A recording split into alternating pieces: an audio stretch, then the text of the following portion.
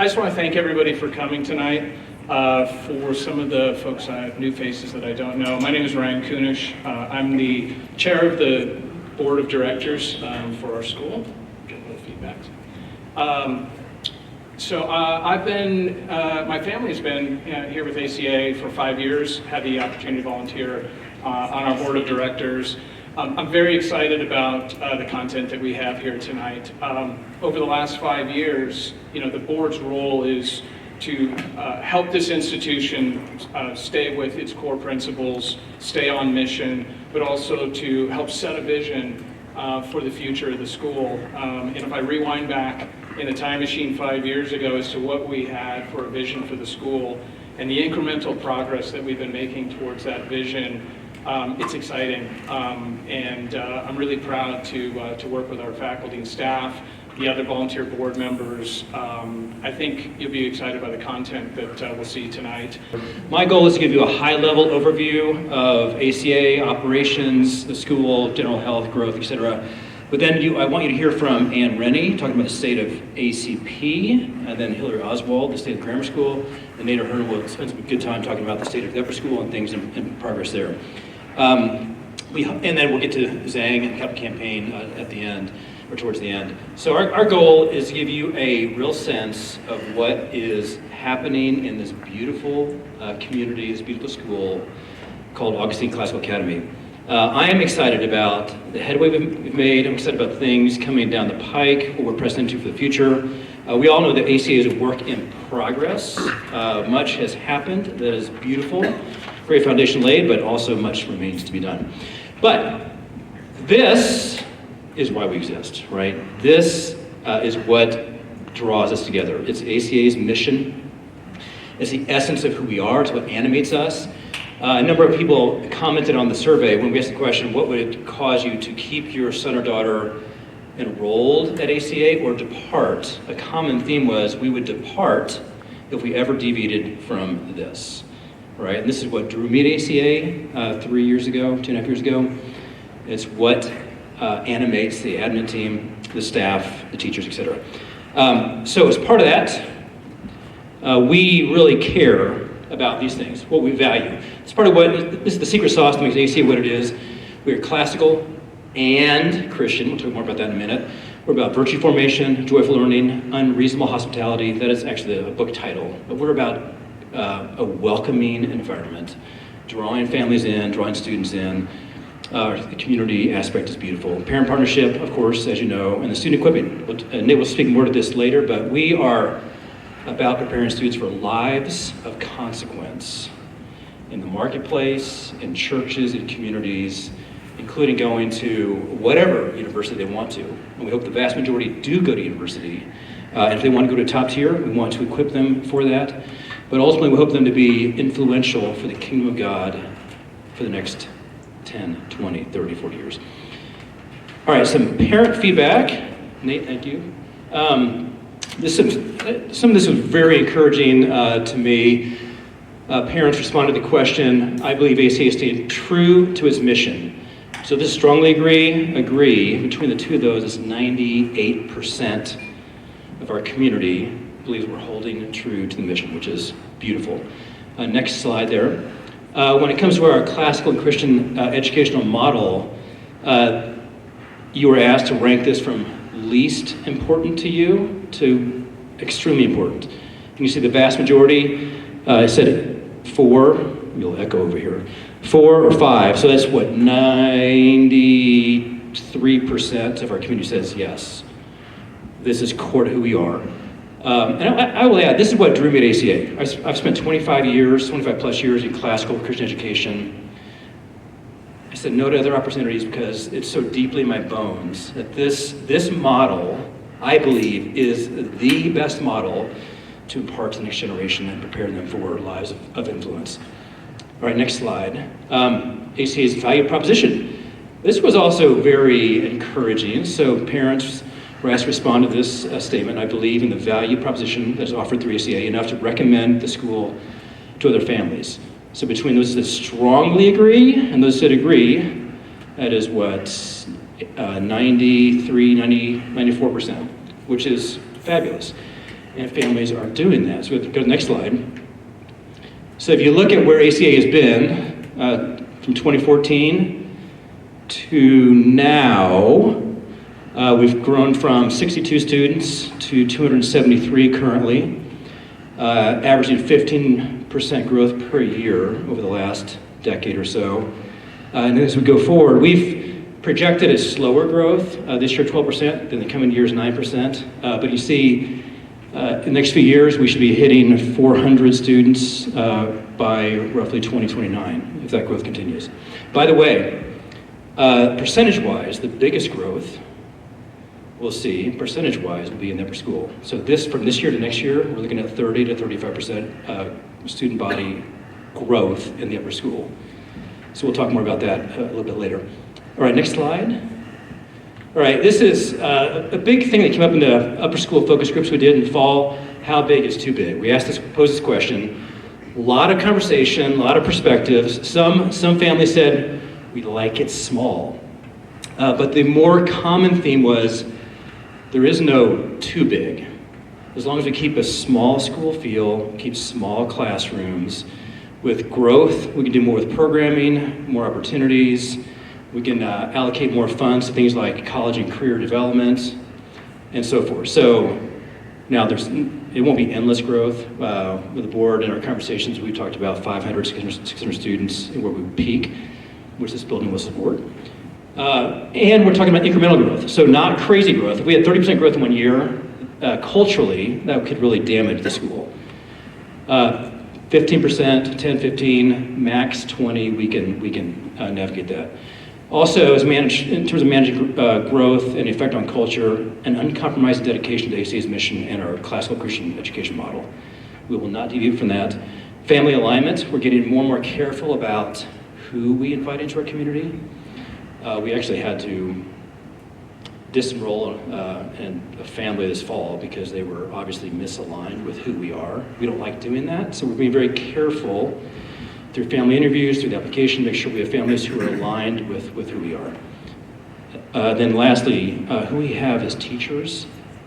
We have a stellar teaching team, but who we have as teachers, who's in the classroom, who's teaching our students, and then school leadership. And board leadership matters immensely, right? So that is how we're going to manage ongoing growth. Next slide, Nate. Let's talk a bit about finances. Finances are not why ACA exists. It's not our mission, but it is part of being a healthy school. We have to make the budget work or else we cease to operate.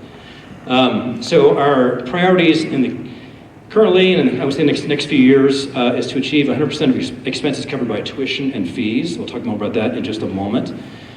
We've been much below that, but we're moving in a good direction. We do want to have 15% of operating cash reserves. We're currently about 8 to 10%, about $300,000 in cash. So in a crisis, an emergency, something happens, it's good to have those reserves to fall back on.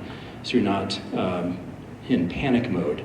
So we want to see that bump up to 15%, roughly $500,000, which will help reduce the pressure to fundraise annually. This is a heavy lift every year, mostly for scholarships, which then means we're raising money, to keep operations afloat. So reducing the pressure there, this is key. Attracting and retaining high caliber teachers.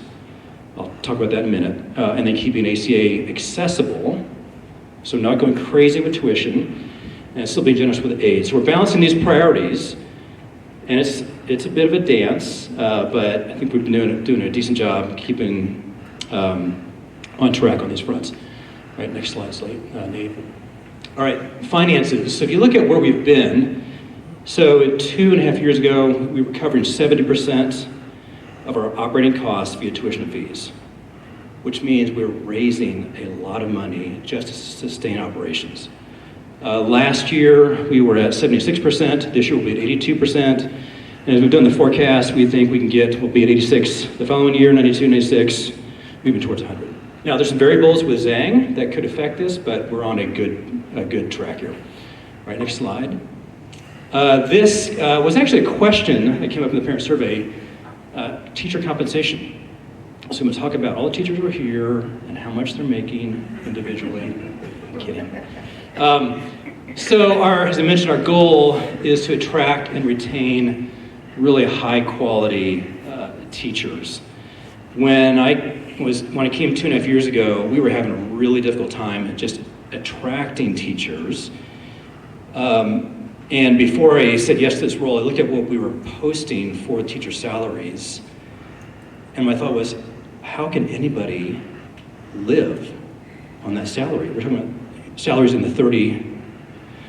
high 30s for a full-time teaching role in this area, which makes it very difficult to sustain or to live on. So we've put a lot of focus on that. We want to really attract and retain our great teachers. Over the last couple of years, we've bumped teacher salaries. Average full-time salaries increased by about 26%.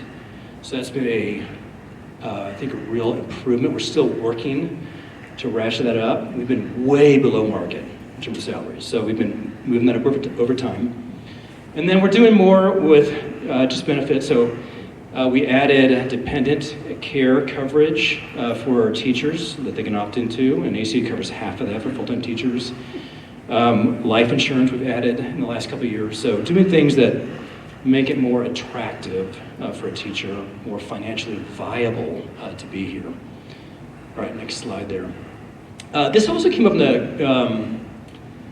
the parent survey. Somebody asked the question, why don't we have a more typical org structure? And I'm not quite sure what they meant by typical, but this is a really reduced structure. So I don't have on here Brady. Is Brady here? Brady Rainbow. Thank you, Brady. So Brady's our business operations manager. She's on here. Kylie Crossland, who does enrollment and admissions. And then Jen Mullen, who is our senior academic manager. So she works with Nate and with the academic administration. So they're not here. But in terms of just the basic structure, this is it. We have an ED, that's me, and then each school director. So typical this might be what the person was asking. You have a head of school or headmaster, and then teachers, which is common in really small schools. So Rain Christian Academy, which is about 10 minutes from ACA, is a really small startup classical Christian school. They have a principal as the head of school, and they have, 6, 7 teachers. That's the structure. But when you become a larger school, not that ACA is huge, but in effect, we are running 3 schools simultaneously. These are each separate schools. So you have ACP, you have grammar, upper. So what we need for each of those is dedicated leadership to each of those realms. So to have a principal and just teachers would cause some real issues when it comes to organizational effectiveness and efficiency. So this is what I have seen a very typical model. I'm part of the ACCS Doctorum, which is a monthly gathering of 10 or 12 heads of school from across the country. And what I see is this is the structure, right? For larger, mid-sized and large schools, this is the structure that's pretty typical. All right, enough there. By the way, ED, that can be other places called headmaster, head of school, it's all the same thing. All right, Nate, next slide. Speaking of ACCS, Association of Classical Christian Schools, so we just submitted our accreditation application today. So we are officially in process with ACCS. That process typically takes 12 to 18 months. We think for us it may go a little faster. Jen Mullen has already done a lot of advanced legwork to gauge what the standards are they require, where we're at, where we need to shore things up. So that's already been a process even before the application was submitted. Most schools submit and then work on that stuff. So I think 18 months max, within 12 months we'll receive accreditation. Why is that a big deal? Somebody on the parent survey said, well, I'm not sure if we get so focused on this, doesn't that detract from the mission? I actually believe this will only enhance the mission for a few reasons. One, you have ACCS looking at all of ACA. So there is scrutiny there. They look at their standards, they look at ACA, how do we measure up? And they want to see us be the best version of ACA that we can be. So I think it's a big boon that way. It also matters in terms of, there's a teacher certification program that all of our teachers are required to go through. So in terms of teacher resources and training and equipping, that's a boon there. But also it matters in terms of just general credibility. So prospective families looking in, is the school accredited? Some families ask that. If we are, that garners credibility. But also it matters in terms of when a student transfers, let's say they move out of state. So there's greater recognition of that, those credits, those transcripts, or when it comes to college, greater recognition of the diploma. Because we're an accredited school, ACCS is widely recognized nationally as an accrediting body and has partnerships with like Middle States, which is a college accrediting body. So there is credibility and just diploma recognition that comes with that. So it will only help. All right, moving on. Okay, Christian formation. This was also heartening. Parents respond to this. 71% said they strongly agree that ACA is supporting their son or daughter's spiritual growth. Another 27% said agree. So that's between the two, 98-ish%. So that's great. Next slide. Communication. This was actually a big jump from last year. Last year, we had a lot of parents saying there is way too much communication happening. We're getting blasted by email. Some of you still think that, but that has shrunk a good bit. And in part, I think the upper school, instead of doing an email every week from every teacher and getting inundated with emails and trying to keep up, that's all been, the homework assignments have all been consolidated into one email, which has really been great for us as a family, just to track that. So, Mary Lady, you agree? Thank you. All right, next slide. Relational belonging and community matters for us, both for parents and for students. So if you look at the next slide, this is also encouraging. 60% of parents said, yes, my child has robust friendships at school. Another 39% said they have decent relationships. So that's a very positive response and has actually improved since a year ago. The next slide. Athletics, all right. So this is an important focus for us currently and then in the future. Heidi Kushneroff is sitting right here, so if I say the wrong thing, I'll be in big trouble. All right, next slide, Nate. So on the parent survey, the number one thing that parents said they want to see more opportunity for is athletics. So that was the number one. Now we had a number who said ranked science clubs and experiences, and I believe also advanced math and science electives were ranked very high too. But athletics was number one, so you had the majority saying, yes, 4 or 5, this is important to us. So next slide there. So as we look to the future, we really, and the upper school advancement team, which I will talk about in a minute, we talked about this at length, we really see athletics as not competing with a classical Christian education, but augmenting, supplementing, working in tandem with our educational model as we holistically develop students, which is what we're after, right? We don't want brains on sticks. We want whole people, wholehearted. That's physical, emotional, mental, intellectual. So we see athletics as playing a role in that, not be all and all, of course. We don't want athletics to ever overshadow academics, but it is a supplement to what we're doing. So we want to see that grow and have students have opportunities. So currently, a lot of focus has been on logic school. So we have track, we have cross country, we have volleyball, we have flag football, we have, Heidi, what am I missing? Cheer and basketball. Yeah, cheer and basketball. So our hope is to continue to build those programs, strengthen them, and I'll speak on behalf of Heidi. Heidi says we are not out to maintain, we want to build and grow and really have a robust athletic program. In the future, we've focused a lot on logic school. So as we shift gears and work to hire an athletic coordinator for this coming year, Rhetoric School Athletics is on the docket. So that is a live conversation happening right now, and that's part of this person's role once that person's hired. Heidi is not being released from a role. Heidi is choosing to focus on grammar school PE, and we're going to hire somebody that has more bandwidth come in and build this program. All right, and then lastly, let me just hit this and I'll turn it over to Ann. I've been doing surveys like this, institutional surveys, for probably 20 years. I've never seen, on any one question, I've never seen any community agree 100% on anything.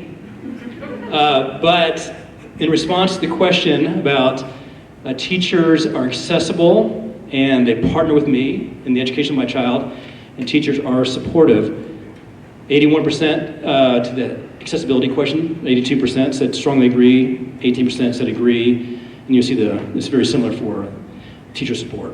So that speaks, and we have a lot of teachers here, a number here tonight, that speaks to the incredible heart and soul and mind of our teachers who are here. And they are deeply invested in our mission, in our students, in our community. They are indeed our most valuable asset. So we are blessed to have the teaching team we have. And when I say the team, I mean from preschool through 12th grade. We have an amazing team of teachers. And parents see that and affirm that. So thank you, teachers. All right, with that, Ann, I'm going to hand it over to you to speak about the state of ACP.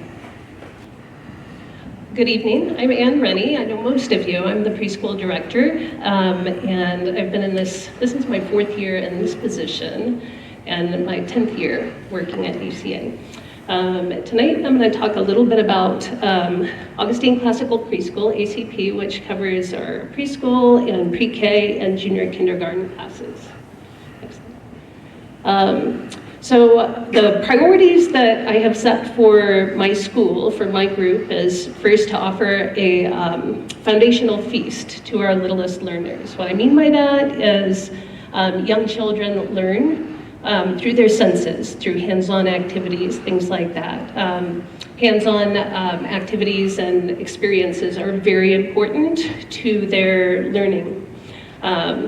So we want to kind of lay out that foundational feast, recognize that we're preparing for kindergarten, but the work that we do in preschool is really hands-on, and lots of activities in that area. We're preparing for kindergarten, so kindergarten readiness. Our curriculum and teaching methods are really focused on building an intentional bridge to ACA kindergarten. I just want to emphasize ACA kindergarten is a little bit different than kind of run-of-the-mill public schools. We want our graduates from ACP to be prepared for ACA kindergarten. ACP is also the first introduction to classical Christian education to many of our families. In our classes, you'll hear the teachers say a lot of questions like, how do you know that? So they'll ask a question, the kids answer, but then the teachers will respond with, how do you know? And I like to think of that as kind of sowing the seeds for the classical Christian model of education. So it looks like we're just playing, but we're planting seeds and sort of getting kids ready. We want to make sure that Christ is woven into the fabric of everything we do, not just in prayer and Bible study and preschool chapel, all of those things, yes, but also in teaching kids how to relate to each other in a biblical way and Christ-like ways. So teaching social emotional skills, but through a biblical lens.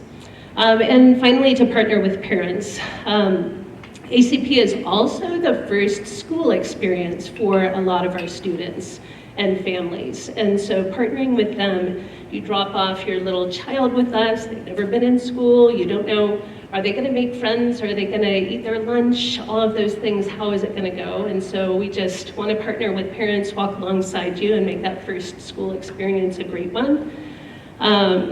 And to provide, also in partnering with parents, provide class options that set your child up for success. So each child is different. We want to provide options that allow you to provide the best path for your child.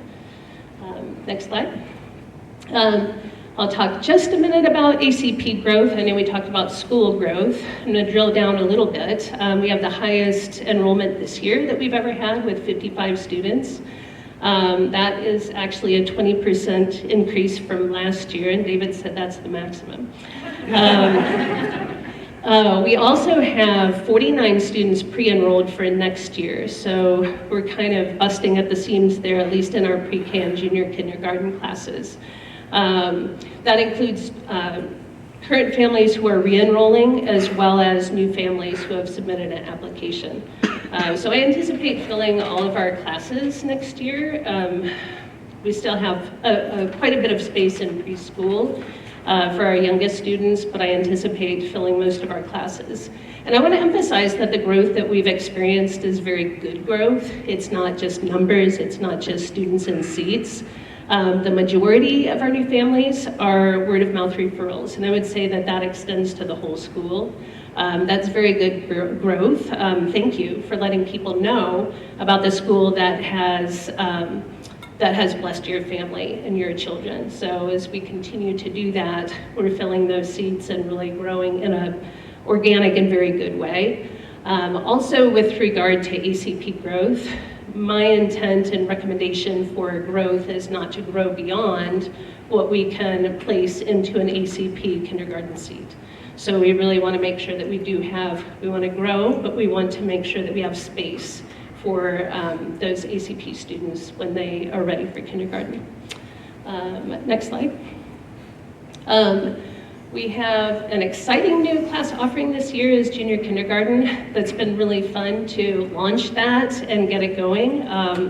That has helped support finding the best path for each student. We have students with summer birthdays, students maybe that just need a little more time to mature.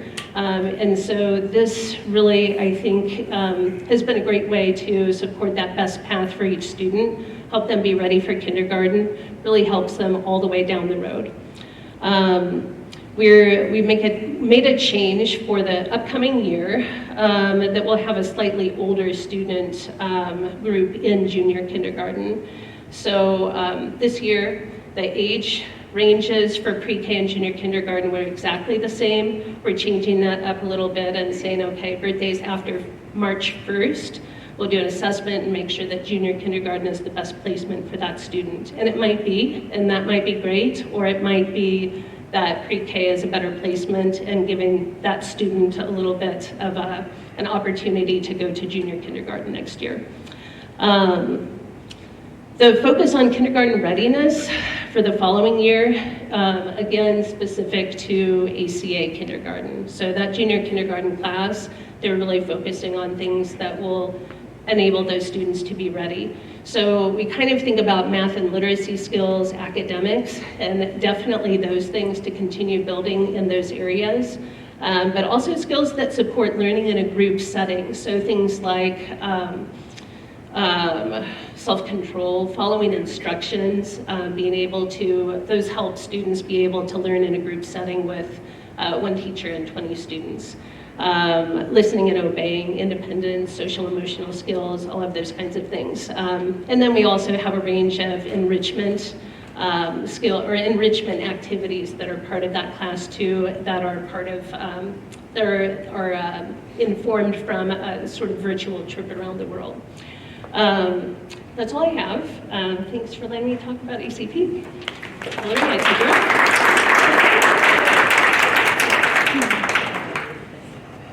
Great, hi, I'm the grammar school principal. That means I oversee the K-5 program. My name is indeed Hillary Oswald, and I take full responsibility for the fact that theater club parents are not here because we just had rehearsal till 5:30, so Mr. Lady, I'm sorry. Next slide. Overall, I just want you to know grammar school is great. Grammar school is going great. I affectionately call it Grammar Land, where the denizens are short and charming. And you think grammar school is going great too. These are your ratings of different academic areas. And you can see that the purple lines are the 5s, which means you believe that the academic strength is at its fullest force. That's great news.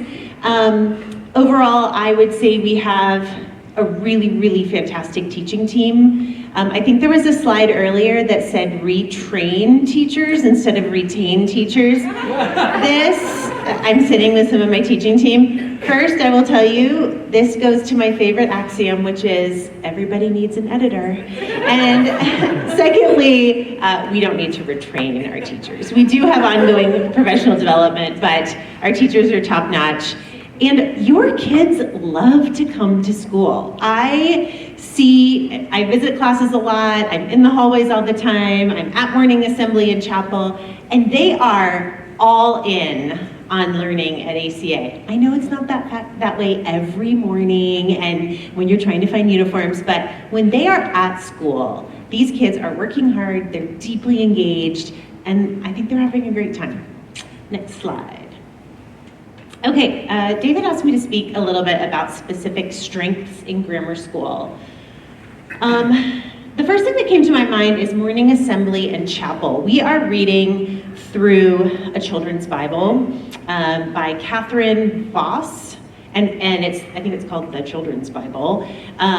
We spend a lot of time in the Old Testament. We started last year with Genesis. We're like just past the Exodus. It takes a little while. But I hope what our kids are learning is that the people of God read Scripture. Every morning we take a little bit.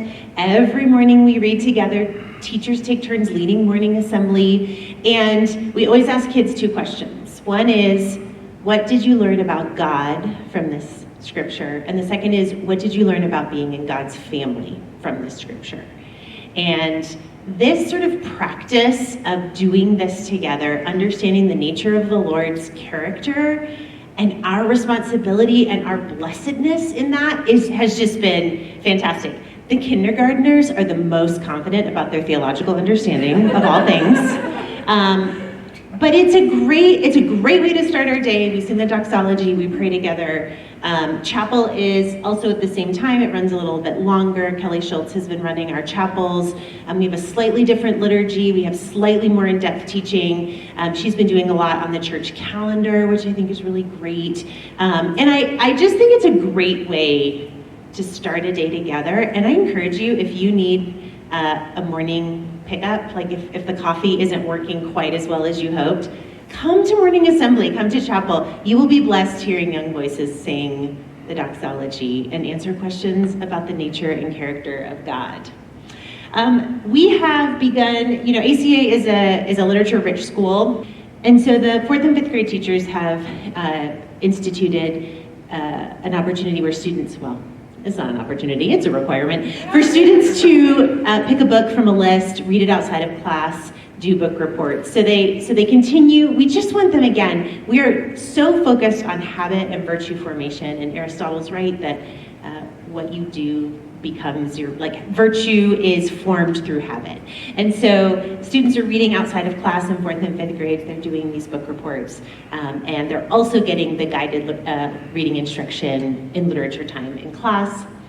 Overall, I would say these two strengths together, curricular strength borne out over the years, it is very tempting, I think, for educators in general in all environments to think there's gotta be just a curriculum that's maybe just a little bit different, a little bit better, maybe I could do a different thing. We have had pretty solid curriculum for a long time in all subjects. We have updated to well-ordered language for our grammar, for our upper grammar schoolers. But for the most part, we have the same curriculum taught year over year. We are familiar with it. It is good and deep and rich, and I think our students benefit from that consistency. And we have consistent expectations across classes and grade levels. It's not hard to know what's expected of you in grammar school as a student. Integration of faith and learning. I see this all day long in classes. I don't know if you know, but math makes sense because God's a God of order, not a God of chaos. I learned that when I was 35. Your second graders are learning it now. And so I think just the constant pointing to who God is and why these things are true based on God as the author of all there is to know is deeply integrated into the grammar life.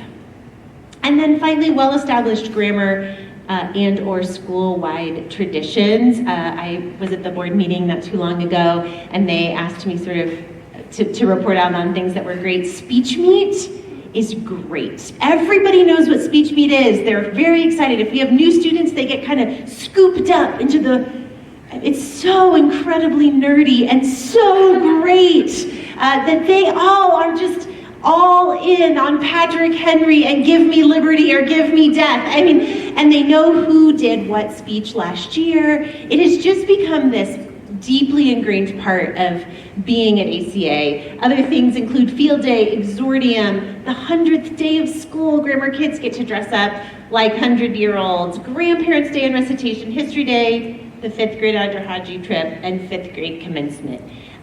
Traditions and milestones matter a lot to kids. You've probably noticed that your grammar schoolers, your preschoolers are deeply ritualized. In our house, one of our children, if you do a thing one time, he's like, great, this is what we do forever now. And so yes, this is what we do forever. We're not constantly changing the rhythm of things. We know how to do these things well. They are well aligned with our classical Christian curriculum and with the kind of culture of our school. We want this place to be joyful. We want to have a lot of good, steady, normal days. It can't all be bells and whistles. And then these things are augmentations of what ACA does well and who we are. Next slide.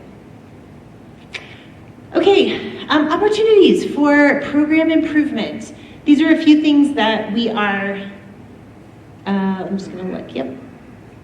Who wrote this slide? I wrote this slide. Okay, we are gonna add a part-time reading specialist to support struggling readers. As we grow, we have a greater need for some support. This is a very part-time position for next year. ACA is a reading-heavy education, and if we can have a little bit more support for the handful of struggling readers that we catch in first grade, second grade, third grade, we can really get them on track for upper-level ACA coursework. So I'm excited about that. We have provided reading support through a number of teachers. Jen Mullen did it for a long time, but we are going to hire a dedicated reading specialist, which I think will be great. Because of growth, we will be adding a section each to second and third grades based on our enrollment projections. We have moved the age cutoff for kindergarten to August 1st instead of October 1st. Now that does not mean that if your kid turns 5, September 15th, he or she can't come to ACA kindergarten. It simply means that it just gives us a little bit of a flag to just do a little bit more assessment to make sure that readiness is really present. There's tons and tons of data about early childhood education that says you actually can't fast forward readiness, and when kids are ready to learn, they will learn. And so we just want to keep an eye on kindergarten preparedness, and then Anne's junior kindergarten program has enabled this to be possible. Those of you who really are curriculum geeks, I will tell you, we're replacing classical math with Saxon math in third grade. We can have a bigger conversation if you'd like later about math curricula, but I think this is a great change. Saxon math is what we do for the vast majority of math programs, starting in kindergarten and up through 8th grade, 9th grade, something like that. So we had a couple years there where we have used classical math, but I think Saxon is a stronger program. Some of you had questions about writing practice, and so we are building in more opportunities, particularly in 3rd, 4th, and 5th grade, to write more things. I think one of the benefits that I have seen in my own upper school children is that when they have a paper to write, they write it because they've been writing over and over and over again for many, many years of their ACA education, and so they are not intimidated by the blank page. And so we just want to continue to develop some of those things so that students can write a sustained essay, a sustained argument, a whole story. Writing is not about producing the thing. Ultimately, it's really about ordering your thoughts and communicating well. And so we don't actually need more papers by 5th graders in the world, but we do want to make sure, I love 5th graders so much, but we do want to make sure that kids are equipped with the skills to think thoroughly and organize their thoughts and communicate them effectively. And finally, if we have any homeschool collaborative families, I'm pleased to let you know that we currently have a K-1 homeschool collaborative class and a second through fourth homeschool collaborative class. Next year, because of growth, we will have a K-1, a 2-3, and a 4-5. So those are multi-age classes, but the span between student ages will be a little bit smaller. That's all I have. Thanks for listening. Mr. Hearn? I'm Nate Hearn, the upper school principal. The upper school growth is exciting at this time of our history. We've got a lot of fun things happening, in large part because of this team that we have on the upper school advancement team for the second year. It's a slightly different iteration of it, but Landon Schultz is chairing that. I'm on it, Dr. Alan Brannon, Justin Britch, Nick Lamb, David Leedy, Kristen Park, Dr. David Rainbow, and Tara Skulton. They are all upper school families, and we get together on a regular basis once a month to brainstorm and collaborate on an action-oriented basis towards upper school initiatives based on broad parent feedback, but primarily upon the mission and vision and values of ACA. So that's exciting. Next slide. All of what I'm about to tell you, that team has their hands in to a certain degree, even though David and I are heading up the upper school program. So our upper school strategy, I wanted to share 3 out of the 4 main pillars that define us, which is enrollment growth, program expansion and improvement, student preparation for college, career, and real-world influence, and parent partnership. Through all of these things, as we grow, one of the best bits of feedback that we received from all of you as a school community is grow but don't change. That seems like a contradiction. I think it's a wonderful paradox. Grow but don't change who you are. That's easier said than done, but that's a focus through all of these things. Next slide, I'm going to go over the first 3. The first one, I'm going to read these because I think the language is really helpful for you. Enrollment growth. We are focused as an upper school on achieving critical mass in ACA's upper school. Student enrollment growth will both serve to create more opportunities for friendships among students and allow us to expand academic and extracurricular program offerings that augment an ACA education. Our target is 100 students in Logic School by 2030 and 100 in Rhetoric School by 2033. Next slide.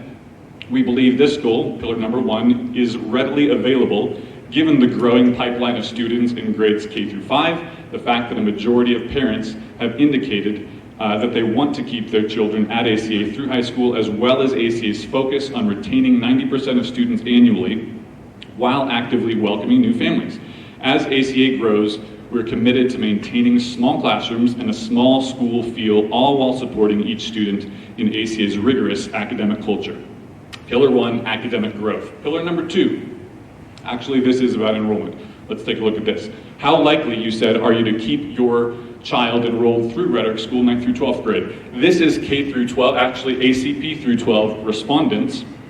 54% say, I hope to. 43% say, I don't know. There's no real problem with the upper school, we just don't know. We would need it to be like this, but we're not in it yet, so we're gonna wait and see. Overall, I take that as very encouraging, with a large number hoping that they will be able to be in Rhetoric School and graduate. Next slide. Pillar number 2, program expansion and improvement. As ACA grows, we'll add programming that aligns with our classical Christian ethos. Recent investments in science, math, electives, and athletics have strengthened our programs. Future academic program expansion will include, first, a robust 7-year science and math curriculum, a little more on that later, a rigorous Great Books and History program, additional elective and language offerings beyond what we have now, additional dual credit and AP courses, those exist beyond what we have now. Next slide. Extracurricular offerings we hope to include additional athletic sports, speech and debate, mock trial, robotics, honor society, band, orchestra, among others. Some of those are already in their early stages, but that's a start at what the next things that we're going towards this year or beyond. As ACA pursues accreditation through the ACCS, the upper school will continue to prove how its rigorous curriculum prepares graduates for success in higher education beyond, as demonstrated by standardized test scores. In the 2025 test scores, ACA high school students perform among the top 20% of students nationwide, college and career acceptances, and career success. Okay, next slide. This is pillar number 3, the last one I'll cover, student preparation for college, career, and real-world influence. We believe a classical Christian education equips students not just with knowledge, but with the ability to think critically, learn independently, and engage society with wisdom and tact. Graduates leave ACA prepared to thrive in any calling, whether excelling at a top college, pursuing a career in trades, or serving in other professions. Although we do want to emphasize, we want our students to be college graduates primarily, for the glory of God and the good of all people. ACA gives students the tools they need to pursue colleges and careers of their choosing. Though the graduate pool is limited as a result of ACA's relative youth, ACA graduates have already been admitted to a number of notable universities and are already achieving success in their endeavors. Last slide on these pillars. Beyond academic and career success, ACA remains dedicated to imparting to students a classical Christian worldview. Skip ahead. This is achieved through thoughtful integration of faith with every subject and every course, and academic rigor combined with individualized student support. You'll notice also an emphasis that we will continue to have on college and career counseling.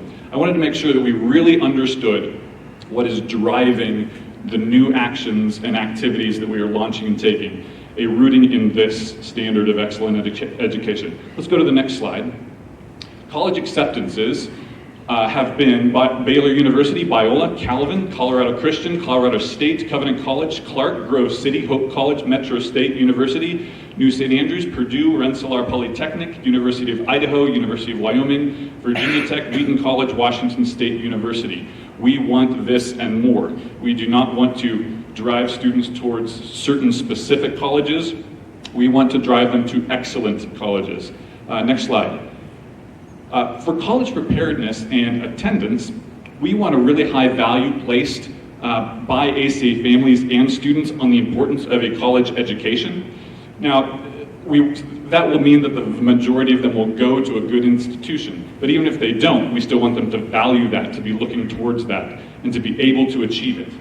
We want 80 to 90% of ACA graduates attending a 4-year college or university program. We think that even though we should rightly be nervous or at least critical in a good, positive way about the true problematic state of higher education over the past 10 to 15 years, that should not prevent us from achieving excellence and looking at those colleges and universities that, by God's grace, are still very important for our students to pursue. Next slide. College preparedness. This is how you answered. I have confidence that my student is being well prepared to continue his or her education beyond ACA. This was ACP, preschool through 12th grade respondents. 50% said they strongly agree ACA is preparing well for college. Another 29% said I agree, and 16% said uncertain, and the remainder said disagree. Of those, the remaining minority that said uncertain or disagree, none of those were in the Rhetoric School High School. All families that are in the Rhetoric School High School that participated in the survey were in this category. They think that we're preparing our students well for college. So that's encouraging. Next slide. Being 2 months like a cheetah, I've got to catch my breath. Standardized test scores. The classical learning test is the CLT. You might have seen that around. That is a nationally normed but classical education-based standardized test. We have our students take that. We also have them take the PSAT and SAT if they want to take it. Test scores tell us how we are doing externally. We don't want to be driven too much by sort of an incestuous affirmation of our skill just by ourselves. We want to see how they are doing nationally. Once accredited, ACA will become a PSAT, SAT, and AP testing site.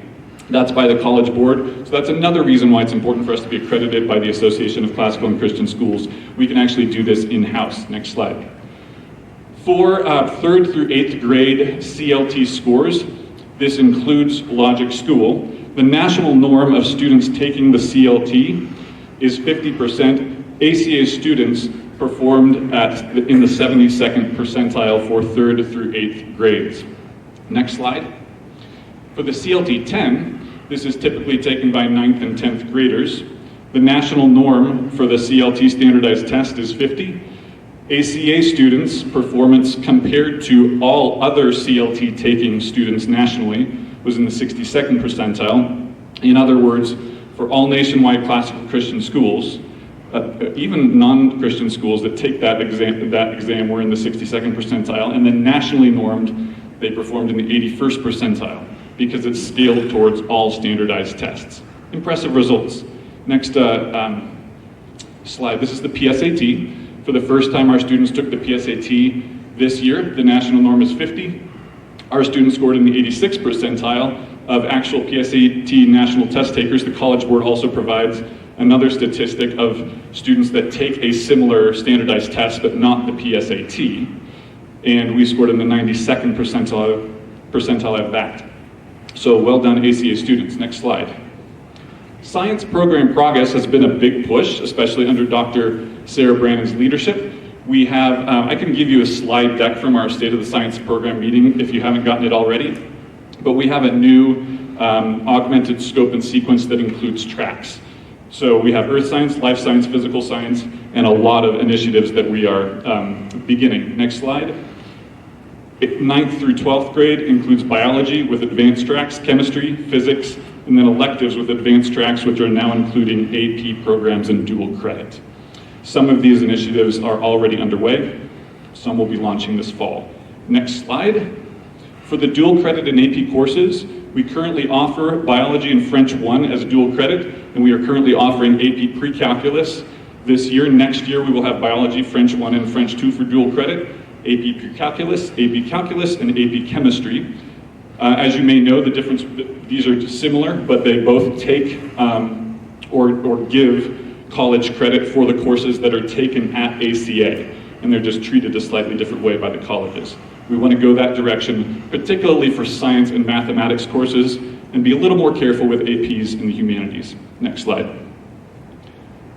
This is the last slide. I wanted to include opportunities for growth and improvement in the upper school. Even though there's so much that's encouraging about what we're doing in the upper school, these are, in my mind, a few of the really big things that we need to get better at. Homework volume and intentionality. 73% of families said homework is good. It's at the right volume, it's about the right amount. 24% said it's too much. 3% said it's too little. That 24%, 75% of that 24% was in the upper school. So we are always going to be a rigorous classical Christian school. We are always going to have a fair amount of homework, but we want to make sure that we have hit stride on that. We're close. We have already released more intentionality about what's recommended versus required, but we want to make more improvements on that and then tell you here's where we are. That's where it's going to be, so that you have the best knowledge of what ACA is and what you're enrolling in. Scheduling consistency and efficiency. We want to get better at this. So what I mean by that is on a 4-day program, it's difficult to have an efficient schedule with electives and not too many study halls. Our first iterations of the draft schedule for next year are already in line with common national averages for the number of study halls that any given grade has per week. History curriculum. Even though our omnibus curriculum that's integrated with theology, literature, and history is very popular. We've had it for 10, 11 years. It tends to de-emphasize a narrative approach to history, and we are taking a look at that to make sure that our curriculum is positioning high school students for courses that are going to make them competitive with colleges. And then finally, converting some courses to honors level to reflect ACA's rigor and weighted GPA. We are a 5.0 GPA, and to improve ACA student status and visibility for college admissions. What this means is we're a tough school, we're a rigorous school by design, but we want to make sure that our transcripts show that, the way we designate courses show that, and that we're not putting students at a disadvantage by having them have actually a really darn good education that colleges don't recognize. So that's high on our priority list. So, I need to get to my breath again, but I hope that sort of, in a fire hose fashion, emphasizes both the strengths that we have, the areas of improvement that we are working on, and just I want to end with an invitation to you to come and visit. There's such a great difference that you can sometimes see when you come to the classroom and just experience what we're talking about here. So, open door, you're welcome to visit anytime, even if you don't schedule, you can drop in. And also, I'd love to talk. This is a lot of info. I would love to just schedule time with you to sit down for an hour and answer your questions. Thank you for your partnership. It's a real privilege to be in the upper school. Thanks. I didn't know I was going to have to follow Nate and Hillary. I went to public school, and I cannot process mind to voice as fast as Nate does. I think last time you spoke at the gala was the same thing. I was wow, brain to mouth. Like if I do that, I usually say bad things. So thanks for that, Nate. We're in the Zhang building. I think we've done a few tours of this over the last few years.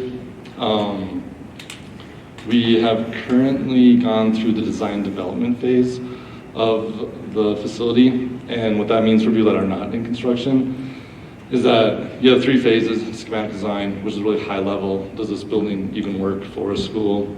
Design and development phase is where you kind of like lay out the classrooms, a lot more detail, egress paths, structural issues that we can find, anything like that to develop a set of documents that we can actually get real numbers for, or at least better numbers for. And then the final phase would be the construction document phase, which is where you're going to get hard bids, real numbers, get contractors on board to actually build this facility. It looks like we strongly agree and agree. I think the consensus across the board is probably a little fatigue because we've owned this building for a couple of years, but also an excitement, kind of a pent-up excitement for this building.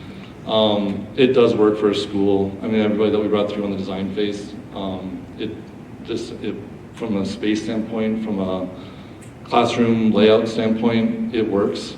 And the fact that we were able to find this a couple of years ago when we were even looking for a building was a huge blessing and a godsend for us to actually have the ability to buy this and for the price point that Marty got it for us, which is really cool. So I think I would agree with this. Outside of the fatigue, it's been a lot of work to get to this point. I think the board has tried to move it along with the not spending too much money, but pushing forward so that we could actually try to keep this thing going forward. Some of the design issues that came up in the building, and if nobody's had a tour, I don't know if we have another scheduled tour, but we can always do that. You can reach out to David or someone else and I'll meet you here. I quit my job a few weeks ago, so I had nothing to do. So give me a call and I can come and show you around the building. We do have to do a stairwell. If you see the stairwells, there's 3 here that are really steep and not something that we want kids to go up and down too much. So we did have to find a better vertical path, which is the front area and kind of a grand stairwell going down there. We'd always planned for a sprinkler system. The city hopefully is gonna come back and let us not sprinkle like a fire alarm system in the law firm. The law firm on the first floor has another 7 years left on their lease. So we'd like to keep them there without having to sprinkle there. So that's a negotiation with the city. We are gonna be expanding restrooms for every single floor. Great comment from our resident architect was that we should have restrooms for the teachers as well that are not for the kids. Something I would be proud of. But that's kind of going through, which our water service is going to work out here. The gym build out is shaping up pretty well. We did find out that we had to move a column in the annex building in order to facilitate the entire gym, which we kind of thought we may have to do, but it was confirmed. And then classrooms. On the build of the ACP and the ACP playground works out really well on what is the second floor, but will become the first floor where you enter the building. Site and zoning analysis complete. That is true. We have met with the city 3 times now, which is Lakewood, and have gone through kind of preliminary planning without any major red flags. The campus layout, we're pretty close to locking down. We go to school, we all are in the car line, so making sure that we can queue cars appropriately for a 450, 500 person school is pretty important for not just the school, but for our neighbors. I think we can do a double lane, so we got that pretty well locked out. Property tax exemptions, I don't pay taxes, so Marty can talk to that one.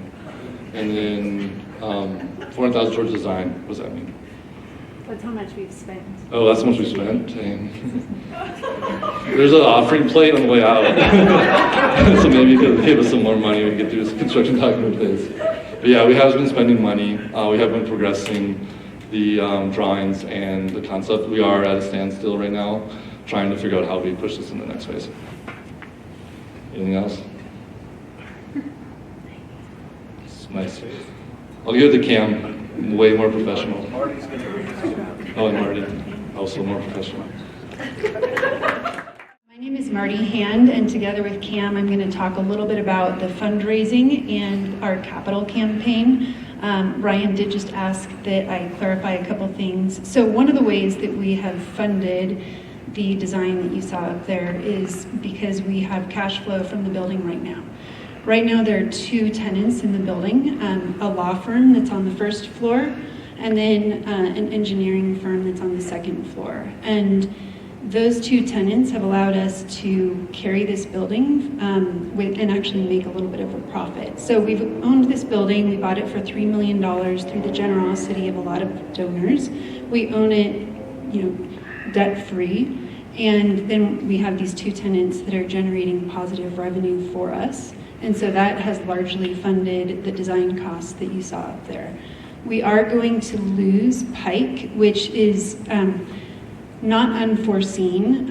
This actually will, I think, facilitate a faster demolition process and actually will make the whole process a little bit shorter since we won't have to work around Pike. But it does mean that we will lose that revenue when they do vacate. We will lose them at some point this year.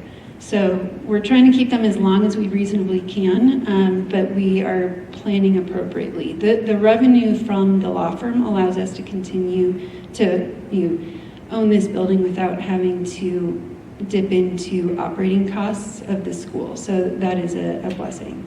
So I'm here to talk about our Building a Legacy campaign. So in addition to the $3 million that we've already raised, we need to raise an additional $5 million. So it's not about just the bricks and mortar. It's about generations getting this great classical Christian education.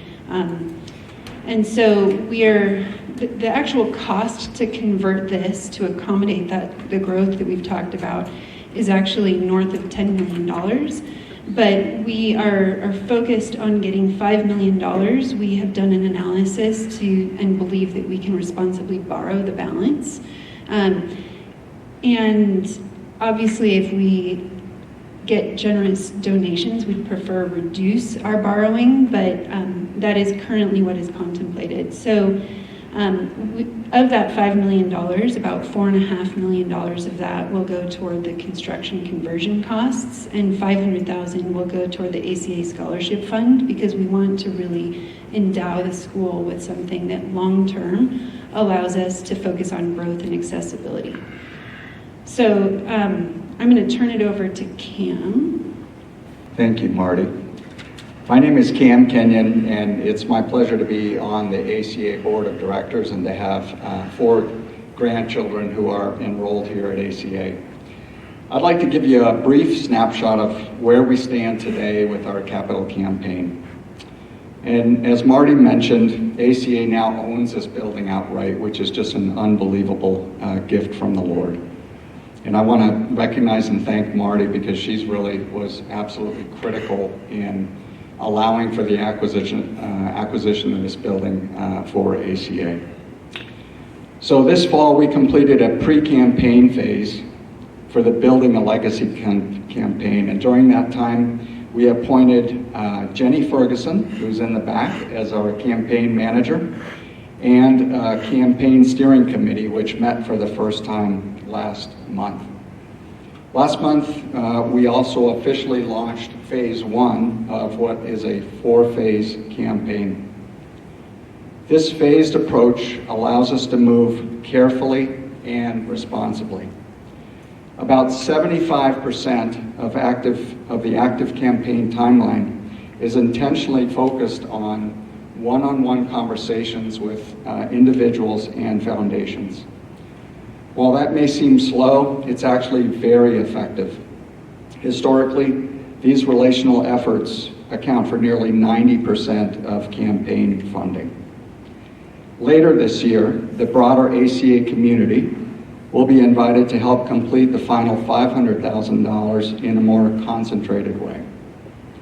Right now, our focus is on listening, discerning, and building momentum thoughtfully. laying a strong foundation rather than rushing ahead. Next slide, please.